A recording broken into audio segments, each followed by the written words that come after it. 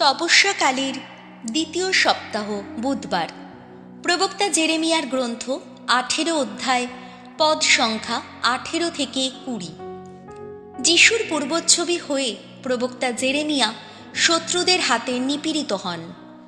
একদিন আমার শত্রুরা বলল, এসো আমরা জেরেমিয়ার বিরুদ্ধে একটা চক্রান্ত করি। ও না থাকলেও তো ঐশ্য বিধানবাণী বোঝাবার মতো যাজক, পরামর্শ দেবার মতো প্রাজ্ঞজন কিংবা দৈববাণী ঘোষণা করবার মতো কোনো প্রবক্তার অভাব হবে না। সুতরাং এসো, তার কোনো কথায় কান না দিয়ে আমরা বরং মিথ্যা অপবাদ রটিয়েই ওকে শেষ করে দিই। ওগো ভগবান, শোনো আমার কথা। আমার শত্রুরা এখন যা বলছে একবার শুনে নাও তুমি। বলো, ভালোর প্রতিদানে কি কারো মন্দ করা উচিত? অথচ ওরা তো আমাকে প্রাণে মারবার জন্যে একটা চোরা গর্ত খুঁড়েই রেখেছে। ওগো, মনে রেখো তুমি, আমি কিন্তু তোমার সামনে দাঁড়িয়ে ওদের হয়ে বারবার তোমার কাছে মিনতি জানিয়েছি, ওদের ওপর তোমার কোনো রোষ যেন আর না থাকে। এই হলো প্রভুর বাণী। শাম সঙ্গীত ধুয়ো। ওগো প্রেমময়, আমাকে বাঁচাও তুমি। আমার চলার পথে লুকোনো জালের ফাঁদ থেকে আমাকে রক্ষা করো তুমি। ওগো, তুমিই যে আশ্রয় আমার। আমি এখন তোমারই হাতে সঁপে দিচ্ছি আমার এই প্রাণ। তুমি তো মুক্তিদাতা আমার। ওগো বিশ্বস্ত ঈশ্বর, ওগো ভগবান। ধুয়ো। ওগো প্রেমময়, আমাকে বাঁচাও তুমি। এখন ওই যে শুনি অনেকের কানাকানি, বিভীষিকা, চতুর্দিকে শুধু বিভীষিকা।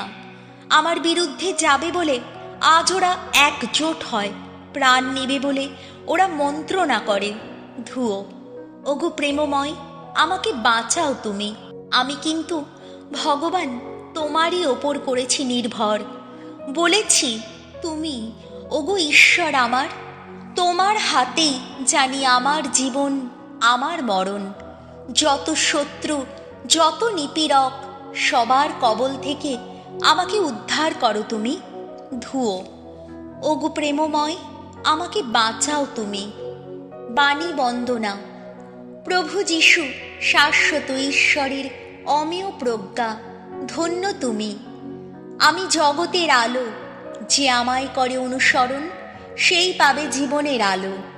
মথি রচিত মঙ্গল সমাচার 20 অধ্যায়, পদ সংখ্যা 17 থেকে 20। জেরুজালেমে যিশুকে মৃত্যুদণ্ডে দণ্ডিত করা হবে। যিশু তখন জেরুজালেমের পথে এগিয়ে চলেছেন।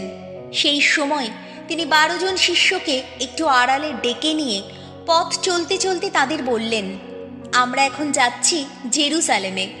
সেখানে মানব পুত্রকে প্রধান যাজকদের ও শাস্ত্রীদের হাতে তুলে দেওয়া হবে। তারা তাকে মৃত্যুদণ্ডে দণ্ডিত করবেন।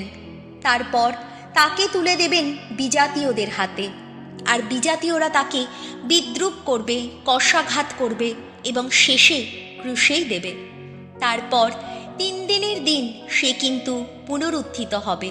পরে এক সময় জেবেদের সেই 2 ছেলের মা তার ছেলে দুটিকে নিয়ে যিশুর কাছে এগিয়ে এলেন এবং তার কাছ থেকে কিছু চাওয়ার ভঙ্গিতে নিচু হয়ে প্রণাম জানালেন। যিশু তাকে বললেন, তুমি কি চাও? তিনি উত্তর দিলেন, আপনার আদেশে, আপনার রাজ্যে আমার এই 2 ছেলের মধ্যে একজন যেন আপনার ডান পাশে আর একজন আপনার বাঁ পাশে বসতে পায়। উত্তরে যিশু বললেন, তোমরা যে কি চাইছো তা তোমরা বুঝতে পারছো না। আমি নিজে যে পাত্র থেকে পান করতে চলেছি, তোমরা কি সেই পাত্র থেকে পান করতে পারো? তারা উত্তর দিলেন, হ্যাঁ আমরা পারি। যিশু তাদের বললেন, আমার সেই পাত্র থেকে তোমরা অবশ্যই পান করবে, কিন্তু কাউকে আমার ডান পাশে বা বাঁ পাশে বসতে দেওয়ার অধিকার তো আমার নেই। সেই স্থান দুটি যে তাদেরই প্রাপ্য, যাদের জন্যে আমার পিতা তা নির্দিষ্ট করে রেখেছেন। এইসব কথা যখন বাকি 10 জন শিষ্যের কানে এলো, তখন ওই 2 ভাইয়ের ওপর তারা রেগে গেলেন।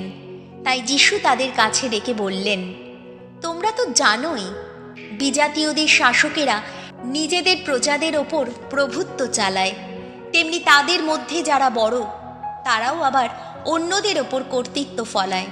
তোমাদের মধ্যে কিন্তু এমনটি যেন না হয়, বরং তোমাদের মধ্যে যে বড় হতে চায় তাকে হতে হবে তোমাদের সেবক, এবং তোমাদের মধ্যে যে প্রধান হতে চায় তাকে হতে হবে তোমাদের দাস, ঠিক মানব পুত্রেরই মতো।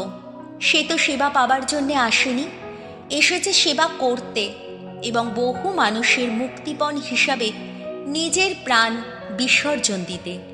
এই হল প্রভু যিশুর মঙ্গল সমাচার।